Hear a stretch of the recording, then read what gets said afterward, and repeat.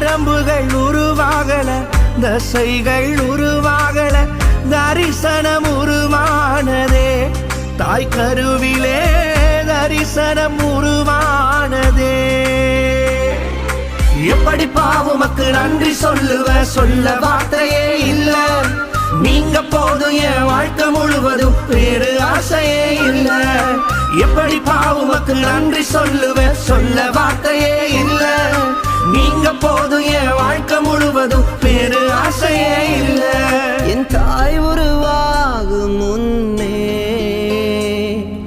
என் கருவை கண்டீரையா.